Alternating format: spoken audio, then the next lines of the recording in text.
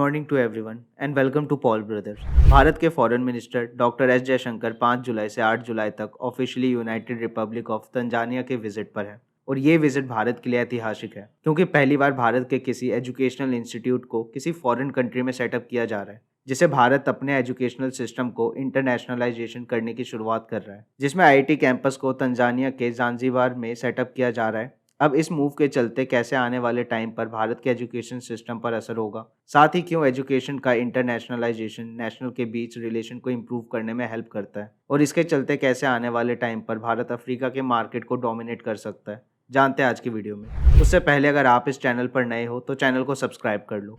भारत में ग्लोबलाइजेशन की शुरुआत 1990 में हो गई थी, जिससे भारत ने अपनी इकोनॉमी को दुनिया के लिए ओपन किया था। साथ ही ग्लोबलाइजेशन के चलते भारत ने इन सालों में कई देशों के साथ स्ट्रेटेजिक पार्टनरशिप को भी बिल्ड किया, साथ ही फ्री ट्रेड एग्रीमेंट को भी साइन किया। लेकिन वहीं इसके अलावा अगर बात करें इंटरनेशनलाइजेशन ऑफ एजुकेशन की, तो भारत ने इंडिपेंडेंस के इतने सालों तक भी अपने एजुकेशन सिस्टम को इंटरनेशनलाइजेशन नहीं किया था, लेकिन अब इसकी शुरुआत हो चुकी है। 2020 में जब भारत में न्यू एजुकेशन पॉलिसी को लाया गया था, तब इस बात पर ध्यान दिया गया था कि जो भी भारत के हाई परफॉर्मिंग इंडियन इंस्टीट्यूट हैं, उन्हें भारत के अलावा किसी और देश में भी सेटअप किया जाए। इसके अलावा इंडियन फॉरेन मिनिस्ट्री की पॉलिसी में भी इसे ऐसा की कंपोनेंट के तौर पर ऐड किया गया, जिसके बाद 2021 में इंडियन गवर्नमेंट के द्वारा 16 मेंबर की कमेटी बनाई गई थी, जिसका हेड के राधाकृष्णन को बनाया गया, जो कि आईआईटी काउंसिल के स्टैंडिंग कमेटी के चेयरमैन थे। जिसके बाद इस कमेटी के रिपोर्ट में आईआईटी कैंपस को स्ट्रांगली रिकमेंड किया गया दूसरे देशों में सेटअप करने के लिए, जिसके बाद फाइनली 2023 में इसकी शुरुआत हुई। डॉक्टर एस जयशंकर के तंजानिया के विजिट के दौरान दोनों देशों के एजुकेशन अथॉरिटीज के बीच एक एग्रीमेंट पर साइन किया गया, जिसके बाद अब ऑफिशियली आईआईटी मद्रास को तंजानिया में मौजूद ज़ांज़ीबार में सेटअप किया जाएगा। ज़ांज़ीबार में आईआईटी मद्रास कैंपस को सेटअप करने के लिए इंडियन एजुकेशन मिनिस्ट्री और मिनिस्ट्री ऑफ एजुकेशन और vocational training of Zanzibar Tanzania के बीच एक एमओयू को साइन किया गया। ज़ांज़ीबार पूर्वी अफ्रीका के तट पर मौजूद एक द्वीप समूह है, जो 1964 में तंजानिया के साथ मिलकर यूनाइटेड रिपब्लिक ऑफ तंजानिया को बनाता है, और ये तंजानिया का सेमी ऑटोनोमस रीजन है, जैसे यूनाइटेड किंगडम को इंग्लैंड, स्कॉटलैंड, वेल्स और नॉर्दर्न आयरलैंड मिलकर बनाते हैं।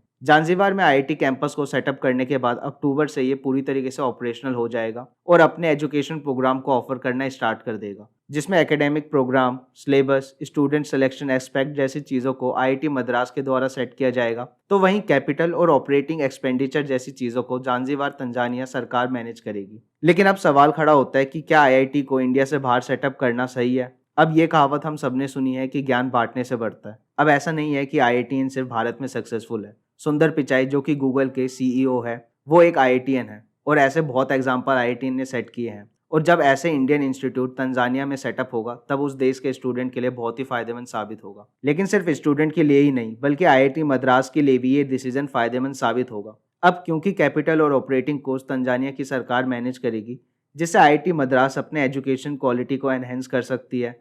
साथ ही रिसर्च में आईआईटी को मेजर बेनिफिट मिलेगा। इसके अलावा दुनिया भर के टॉप रैंक एकेडमिक इंस्टीट्यूट के साथ डीप रिसर्च प्रोग्राम में कोलैबोरेशन करना और भी आसान होगा। अब कितना इंपॉर्टेंट है भारत के लिए अपने एजुकेशन सिस्टम को इंटरनेशनलाइजेशन करना। अब ग्लोबलाइजेशन की बात करें तो ग्लोबलाइजेशन के प्रोसेस में फोकस किया जाता है कि ideas, resources, people, economy, goods, services और टेक्नोलॉजी एक्सेट्रा का दुनिया भर में ट्रांसफर किया जाए। वहीं एजुकेशन का इंटरनेशनलाइजेशन फोकस करता है कि टीचिंग, लर्निंग, रिसर्च और service function of higher education system को एक्सचेंज किया जाए, जिससे एजुकेशन सिस्टम लगातार बेहतर होता चला जाता है, जिसका बेनिफिट एंड में स्टूडेंट को मिलता है। साथ ही जब स्टूडेंट मल्टीपल देशों के स्टूडेंट के साथ पढ़ते हैं, ऐसे में ग्लोबल सिटीजन के कैरेक्टर स्टूडेंट में डेवलप होते हैं। अब भारत लगातार अपनी इकोनॉमी को और बड़ा करने की कोशिश कर रहा है, और इस प्रोसेस में अफ्रीका भारत के लिए बहुत ही इंपॉर्टेंट रीजन है, क्योंकि अफ्रीका भारत के लिए एक बहुत बड़ा मार्केट के रूप में मौजूद है। क्योंकि अफ्रीका के ज्यादातर देश इकोनॉमी के तौर पर बहुत ज्यादा स्ट्रांग नहीं है, साथ ही अफ्रीका के ज्यादातर देशों में इंडस्ट्रियलाइजेशन नहीं हुआ,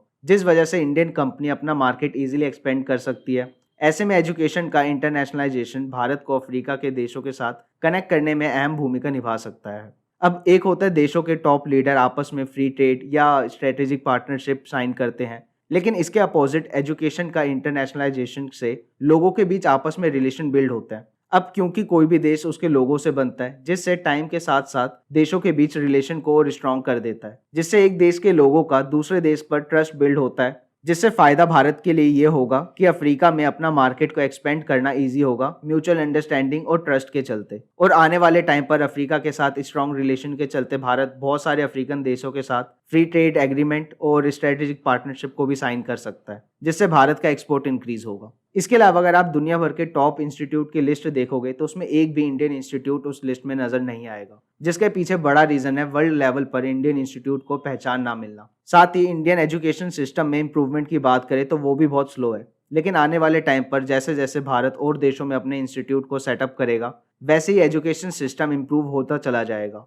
और वैसे ही वर्ल्ड लेवल पर इंडियन इंस्टीट्यूट को जाना जाएगा। अब इससे सीधे तौर पर दुनिया भर में भारत की गुडविल एज अ नेशन और इम्प्रूव होगी। सो आईआईटी कैंपस को जो तंजानिया में सेटअप किया जा रहा है, जो कि सिर्फ शुरुआत है, पर जैसे जैसे इसे अफ्रीका के और देशों में सेटअप किया जाएगा, साथ ही अदर इंडियन एजुकेशनल इंस्टीट्यूट को बाहर देशों में सेटअप किया जाएगा, वो आने वाले टाइम पर इंडियन एजुकेशन सिस्टम पर मेजर पॉजिटिव इम्पैक्ट करेगा। बाकी आईआईटी को भारत से बाहर सेटअप करने पर आपका क्या ओपिनियन है, मुझे कमेंट में बताओ। वीडियो इन्फॉर्मेटिव लगी हो तो वीडियो को लाइक करो और चैनल को सब्सक्राइब कर लो। मैं मिलता हूँ आपसे अगली वीडियो में। Good bye for now and have a good day to all of you.